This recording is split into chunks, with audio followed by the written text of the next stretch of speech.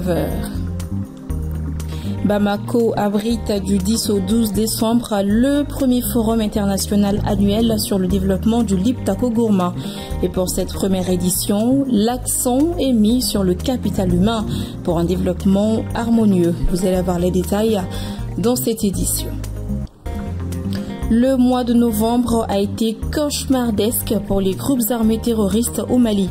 Outre l'élimination des chefs terroristes, les forces armées de sécurité maliennes ont détruit des sanctuaires et interpellé des éléments des groupes terroristes. L'information a été donnée par la DIRPA. Et comme les autres pays du monde, le mois de décembre est un moment spécial dans la lutte contre le VIH-Sida. Pour cette année, les actions sont menées pour l'élimination du VIH et du Sida dans notre pays. Voilà donc pour les sommaires.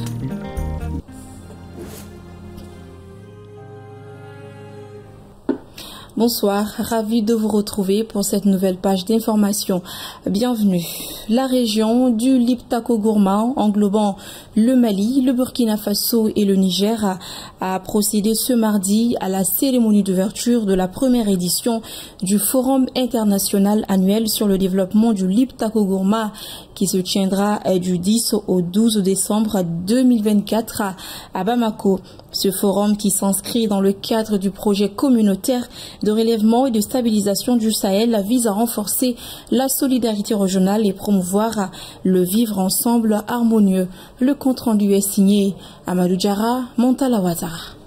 La région du Liptako Gourma, englobant le Mali, le Burkina Faso et le Niger, fait face depuis une décennie à des défis complexes et multidimensionnels, notamment la dégradation de la sécurité, marquée par des conflits persistants et les vulnérabilités économiques et sociales, affectant gravement les conditions de vie des populations. Pour répondre à ces préoccupations, ce forum dénommé Forum international annuel sur le développement du Liptako Gourma FIA a été initié. Cette première édition du FIA qui s'inscrit dans le cadre du projet communautaire de relèvement et de stabilisation du Sahel a pour objectif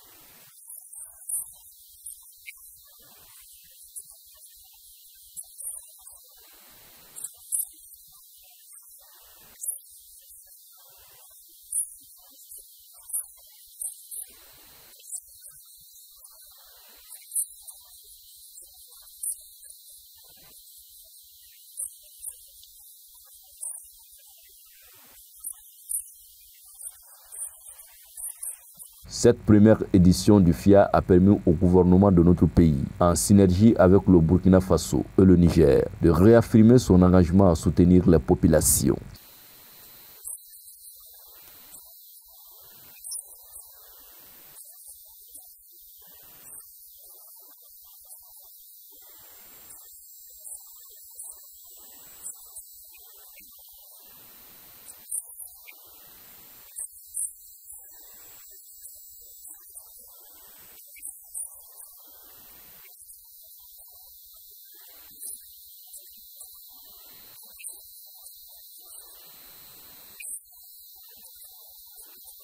Ce forum s'inscrit également dans une dynamique de solidarité, d'union et de vivre ensemble. Il ambitionne d'être un levier de changement durable pour la région de Liptako Gourma en mettant l'humain au cœur des priorités. Je vous l'annonçais tout à l'heure dans les titres, le directeur de l'information et des relations publiques des armées, le colonel-major Souleymane Dambélé, a animé ce mardi 10 décembre 2024 sa traditionnelle conférence de presse pour faire le point des opérations menées par les forces de défense et de sécurité au cours du mois de novembre. Et selon le colonel-major, une soixantaine de terroristes ont été neutralisés avec destruction de sanctuaires et interpellation à travers tout le pays. Bakari MCDB. La détermination. Depuis la fin de l'hivernage, les forces armées maliennes maintiennent des initiatives sur le théâtre des opérations. appuyés par les moyens techniques. Les FAMA ont intensifié les opérations de recherche, de neutralisation des groupes armés terroristes et de destruction de leurs sanctuaires sur l'ensemble du territoire national. Le mois de novembre 2024 a été marqué, selon le colonel-major Dambélé, par la combinaison d'actions terrestres et aériennes qui ont permis des manœuvres d'envergure ayant abouti à des résultats probants sur le terrain. C'est le théâtre centre, notamment les régions de Mopti, Ségou, Tombouctou, San, ont été les plus actives dans les attaques et dans les opérations menées par les forces armées maliennes. La situation sécuritaire du mois de novembre 2024 a été marquée par 22 reconnaissances offensives contre les groupes armés terroristes, 5 attaques directes contre les FAMA, 16 incidents aux engins explosifs improvisés, 7 attaques contre la population civile et une destruction de ponts. À chaque fois, si vous suivez nos différents communiqués, et à chaque fois qu'ils se sont attaqués aux forces armées maliennes, alors c'est toujours la défaite qui est au rendez-vous. La diminution des attaques terroristes durant le mois de novembre résulte des pressions incessantes des FAMA exercées sur les forces de Mal. La présence des FAMA sur le terrain a été aussi marquée par la neutralisation aux environs de Tenzawaten dans la région de Kidal de plusieurs hauts cadres des groupes terroristes au cours des opérations stratégiques. Des cadres neutralisés donc Shogid Ag Atayer, Al-Baraka Ag Al-Fak, Moussa Ag Bay, Diknan, Bachata Ag Ahmed, Fahad Ag Al-Mahmoud, Mohamed Ag Asherif Di Malik, Sidi Ag Bay étaient impliqués dans plusieurs attaques perpétrées contre les civils et des infrastructures essentielles sur le territoire national. L'opération menée par les FAMA a été exécutée avec précision pour démanteler le réseau de structures des leaders terroristes et déstabiliser leur chaîne de commandement. Cette intervention réduit le potentiel opérationnel du groupe terroriste concerné et limite considérablement leur capacité à coordonner des attaques sur l'ensemble du territoire national. Les résultats des opérations menées par les forces de défense et de sécurité au cours du mois de novembre témoignent de la détermination des FAMA à combattre le terrorisme sous toutes les formes et à renforcer la sécurité nationale. Les FAMA invitent la population une fois de plus à la bonne collaboration. Je l'annonçais également dans les titres, mois de décembre, mois de lutte contre le VIH et le sida. Et à Mopti, le lancement de la journée mondiale de lutte contre le sida est couplé à la 4e édition des journées citoyennes portées par le secrétariat exécutif du Haut Conseil national de lutte contre le sida. Et durant ce mois, des campagnes de sensibilisation seront intensifiées autour du thème « Promouvoir les droits humains, c'est contribuer à éliminer le sida ». Moussa Traoré, Soumaïla Aya, correspondance. Le lancement de la journée mondiale de lutte contre le sida, couplé à la 41e édition des journées citoyennes portée par le secrétariat exécutif du Haut Conseil national de lutte contre le sida à Mopti, a mobilisé tout le monde, administration, partenaires techniques et financiers, société civile. Une occasion pour faire le point de l'avancée dans la lutte contre le VIH et le sida et voir ce qui peut être fait en faveur des personnes vivant avec le VIH et le sida. Problème d'installation de l'appareil charge virale de l'hôpital. La charge virale qui permet aux patients, s'il est indétectable ou détectable. C'est à travers ça qu'on connaît que les patients prennent correctement son traitement. Cet appareil n'est pas encore installé. L'absence de financement pour la construction du siège de l'association. À Mopti, les autorités régionales sont plus que jamais mobilisées et engagées pour contribuer à l'éradication du VIH et du sida en mettant l'accent sur la promotion des droits humains. Notre région, depuis 2022, a été choisie par les plus autorités pour abriter la phase test du processus d'élimination du sida d'ici l'horizon 2030. Il s'agit de l'initiative Mopti Région Régionale sans sida. Je m'engage. Ces défis majeurs obligent l'ensemble des autorités sanitaires, coutumières, administratives, politiques de la région à plus d'abnégation.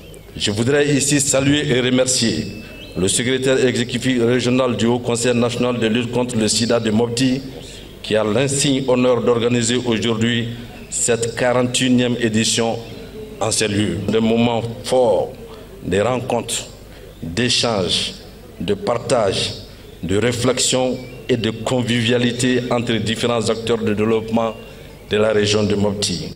Plusieurs activités ont témoigné cette cérémonie de lancement, dont la visite des stands du réseau des PV-VIH, le dépistage volontaire, le don de 3 tonnes de riz par le secrétariat exécutif régional du Haut Conseil national de lutte contre le sida aux associations de personnes vivant avec le VIH, les remises d'attestations de reconnaissance, la visite des locaux du secrétariat exécutif régional du Haut Conseil national de lutte contre le sida et la présentation aux autorités des tableaux de la victoire confectionnés depuis 2006 pour dire que la victoire est possible dans la lutte contre le VIH et le sida. Nous restons au centre du pays, dans la région de Douanza. Les collectivités sont désormais mieux outillées pour une meilleure gestion des infrastructures hydrauliques. Ce renforcement des capacités a eu lieu en faveur des ateliers de formation de 3 jours sur le transfert de compétences dans le secteur de l'hydraulique. Une initiative de la direction régionale de l'hydraulique de Mopti avec le soutien de l'UNICEF. Moussa Traoré, Soumaïla Aya, nos correspondants depuis Mopti et Douanza.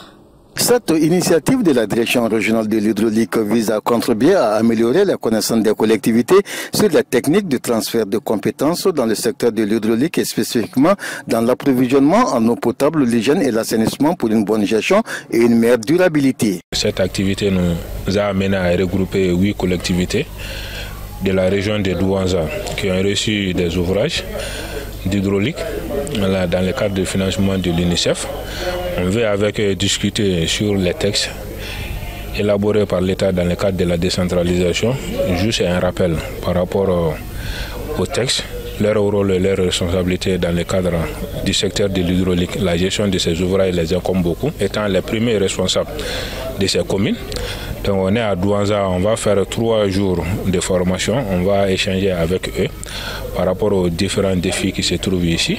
Pendant 3 jours, les participants ont eu connaissance des textes techniques de transfert de compétences dans le cadre de la gestion des ouvrages hydrauliques. Selon les autorités régionales, cette volonté du service technique va aider à mieux appliquer les textes réglementaires au contexte socioculturel de la région en vue d'assurer la régularité des ouvrages. Le transfert, il était un peu partiel, mais aujourd'hui, le transfert est définitif. Avec ce transfert, nous aurons la gestion intégrale soit des recettes allouées dans ce domaine-là.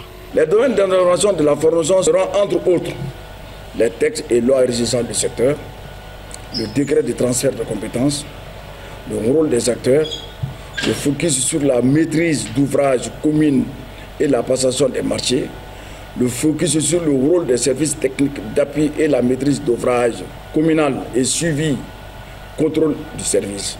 Cet atelier de formation de 3 jours des collectivités sur le transfert de compétences dans le secteur de l'hydraulique est rendu possible grâce à l'appui technique et financier du Fonds des Nations Unies pour l'enfance UNICEF au Mali. Par ailleurs, le vendredi dernier, la Cour de l'Union malienne des aveugles a abrité le lancement officiel de l'émission de télé-réalité Instant T, une initiative de l'association culturelle en collaboration avec des partenaires techniques. Ce projet ambitionne de forger une nouvelle génération de jeunes maliens à travers des projets de développement participatif. Gabriel Keïta, Montala Ouattara, compte rendu. L'émission Instant T, axée sur la citoyenneté active, cherche à établir un cadre d'échange et de rencontres. Son objectif est de permettre aux jeunes d'élaborer des projets ayant un impact direct sur leur communauté, notamment face aux défis posés par le changement climatique. réunir les jeunes, réunir les communautés locales, réunir également les autorités locales ainsi que les organisations de la société civile à échanger sur la question en fait, de la protection de l'environnement et également dans le cadre de la lutte contre le changement climatique. Donc notre objectif c'est vraiment de pouvoir sensibiliser la population sur les enjeux climatiques mondiaux auxquels nous faisons face aujourd'hui et également à promouvoir et à vulgariser des bonnes actions, des actions pratiques et concrètes qui vont nous permettre vraiment de nous engager pour le climat et le bien-être en fait de notre planète. Nous soutenons de la formation professionnelle dans le domaine. Nous soutenons aussi l'installation des systèmes qui utilisent les énergies renouvelables dans les initiatives qui relancent l'entrepreneuriat et la formation d'entreprise. Et nous sommes là, nous sommes ici à côté de la population malienne pour la soutenir dans cet grand enjeu d'adaptation au changement climatique qui ici au Sahel est particulièrement évident, comme aussi dans d'autres parties de notre monde. Lors de cet événement, le vice-président de l'UMAV se réjouit de cette initiative et salue le choix de son institut pour lancer la 4e édition d'Instant T. Très émerveillé par rapport à cette activité, surtout je l'ai dit, le choix porté sur l'UMAV. Cela veut dire à quel point, à quel degré nos partenaires culturels pensent à nous et nous impliquent dans leurs activités. Ça a été témoigné déjà par en tout cas le bon classement de nos équipes, notamment Action Jeune et Team Care Connecté. Mais au-delà de ça, la question du climat est une question très cruciale, très importante en tout cas aujourd'hui, parce que ça n'épargne personne, notamment les personnes handicapées. Pour marquer la fin de cette cérémonie de lancement, des actions concrètes ont été menées telles que la salubrité, les reboisements et la visite guidée de la nouvelle bibliothèque de l'UMAV. Ces actions marquent ainsi le début d'une aventure prometteuse pour les jeunes Maliens engagés dans cette initiative citoyenne. Après une saison hivernale marquée par 16 inondations dévastatrices à Missabougou, l'Association pour le développement de Missabougou Extension Nord a organisé le dimanche 8 décembre 2024 la 2e édition de sa journée de salubrité. Cette action vise à sensibiliser la population sur l'importance de l'entretien environnemental et la lutte contre les causes des inondations récurrentes dans ce quartier de la commune 6. Une occasion pour l'association de rappeler aux autorités la nécessité de lancer les travaux d'aménagement du collecteur de Missabougou qui traverse plusieurs quartiers. Lolo Malibati. Cette matinée de dimanche, la mobilisation était totale au niveau de cette partie de Missabougou qui a connu plusieurs fois des montées des eaux dévastatrices pendant les derniers hivernages. Les habitants, munis de balais, de pelles et de sacs à poubelle, ont débarrassé leur quartier ainsi que les rives du Marigot des déchets. Les participants à cette activité citoyenne, adultes et enfants, n'ont qu'une chose à cœur, contribuer à la préservation de leur environnement et à la sécurité de leurs habitations contre les inondations. Nous sommes aujourd'hui à la 2e édition de la journée de salubrité de l'association. Donc l'année dernière, on en a fait. Cette année, nous avons organisé la 2e édition, mais c'est différent de celle de l'année dernière, puisque cette année, nous avons été vraiment victimes des inondations au niveau du quartier. Donc les déchets ont été évacués dans les carrés, à travers tout le quartier. Donc pour cela, nous avons organisé cette journée, vraiment pour dégager ces déchets-là de notre environnement et protéger la population. Cette initiative est également survenue dans un contexte où la population de Missabougou se sent délaissée. Profitant de cette journée, elle a rappelé aux autorités une fois de plus l'urgence de lancer l'aménagement des infrastructures d'évacuation des eaux. L'appel que nous retirons aux autorités, donc vraiment, c'est de tout faire pour revoir ces collecteurs et reconstruire ces collecteurs pour que la population puisse vivre paisiblement au niveau du quartier. Sinon, dès que l'hivernage commence, il y a des gens même qui quittent le quartier pour aller faire l'hivernage ailleurs. Et ce qui reste, dès qu'il y a une goutte de pluie qui tombe, les gens s'asseyent, ils ne peuvent même pas dormir. Donc les gens vivent dans ce stress-là au niveau du quartier. Donc c'est pourquoi nous retirons notre appel auprès des autorités, vraiment de tout faire pour régler cette affaire en réhabilitant le collecteur cette année pour que nous puissions vraiment vivre paisiblement. Notre problème, c'est le pont là, qui est derrière nous. Le pont là nous pose beaucoup de problèmes parce que l'eau n'arrive pas à passer.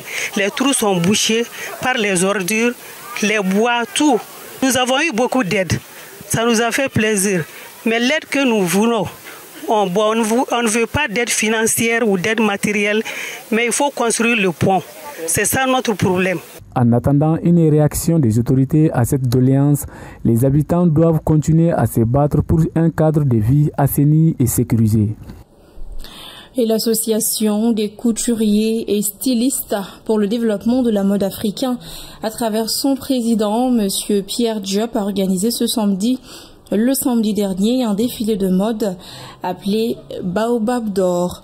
Et c'était au Palais de la Culture, un casting mannequin qui a permis aux organisateurs de sélectionner une vingtaine de mannequins parmi beaucoup d'autres qui vont défiler le 8 février prochain à Bamako lors d'une grande soirée de mode.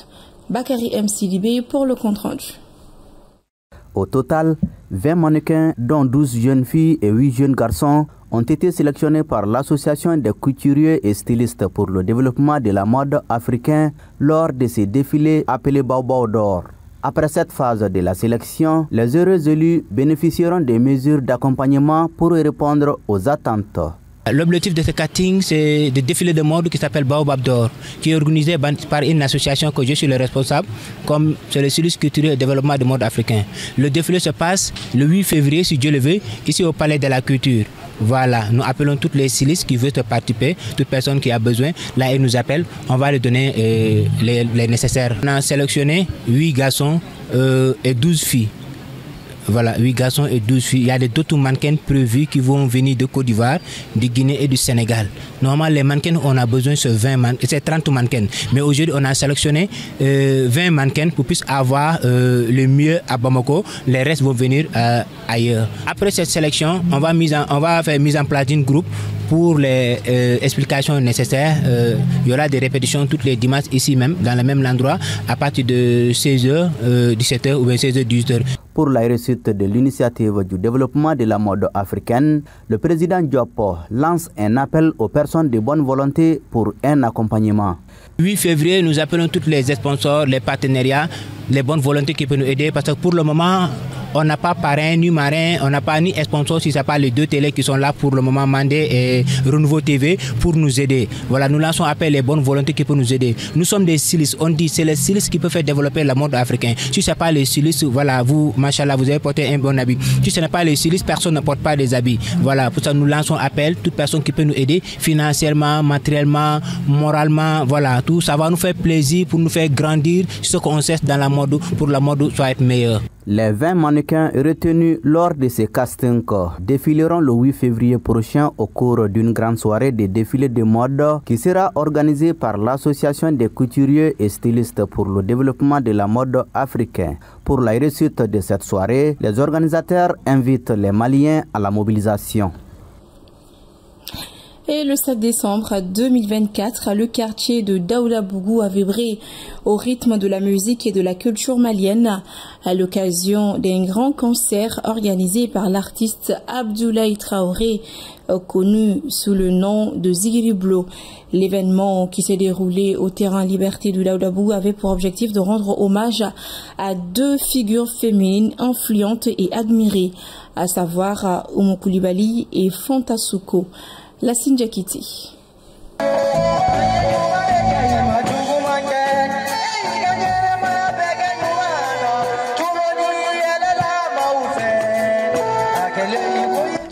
Zikiriblo, accompagné de ses acolytes, a offert une belle performance marquée par des morceaux emblématiques de son répertoire, mais aussi par des compositions spéciales dédiées à ces deux marraines décédées. L'artiste a su captiver son public avec une prestation alliant la modernité à la tradition, tout en rendant hommage aux deux personnalités, Oumou Koulibaly et Fanta Souko. J'ai décidé de mener cette activité sur le thème de rendre hommage à ma première marraine.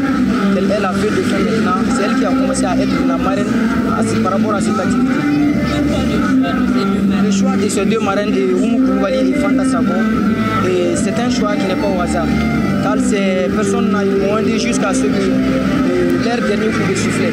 Donc c'est ça qui m'a poussé à faire nommer le nom de l'activité sur le thème de les rendre hommage. C'est la deuxième édition. Oui, c'est la deuxième édition. La marraine qui est décédée, c'est elle qui était la marraine à la première édition. Lorsque tu t'encourages dans ton domaine, les gens vont te soutenir, c'est obligatoire. Ces gens de Dorabougou et ailleurs d'ici, ils m'ont beaucoup aidé. Moi, j'ai eu des soutiens même de la France.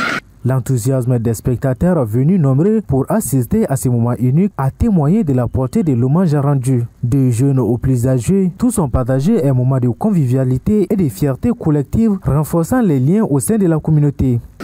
Ahmed Traoré, c'est un de mes éminents élèves qui est rentré à l'Institut il y a 3 ans. Il est venu se confier à nous. Nous avons constaté pendant son séjour à l'INGS, c'est un brillant élève qui vraiment s'est adonné à ce qu'il aime le plus, qui est la musique. C'est sa dédicace à l'honneur également de ses mamans qui l'ont accompagné quand il n'était pas ce qu'il est aujourd'hui. Je pense aussi que c'est une reconnaissance des bienfaits. Quelque part, nous sommes des Maliens, nous ne sommes pas des ingrats. Nous savons que nous avons aidé dans notre vie quelque part par quelqu'un, donc c'est pour les rendre hommage. C'est un jeune vraiment qui est un artiste qui commence à monter. J'aimerais que tout ce que nous l'aidons, qu'il puisse faire un avenir meilleur. Ainsi, à travers cette initiative, Zikiri Blo a non seulement honoré la mémoire d'Oumou Koulibaly et de Fanta Sako, mais a aussi et surtout contribué à la célébration des femmes maliennes. Ce concert à Daoudabougou restera gravé dans les mémoires des populations comme un événement de reconnaissance, d'hommage et de solidarité. Et voilà un bel hommage rendu à Oumou Koulibaly et à Fanta Sako. Cette édition est terminée. Merci à tous ceux qui ont contribué à sa réalisation. Un grand merci à vous également de l'avoir suivi.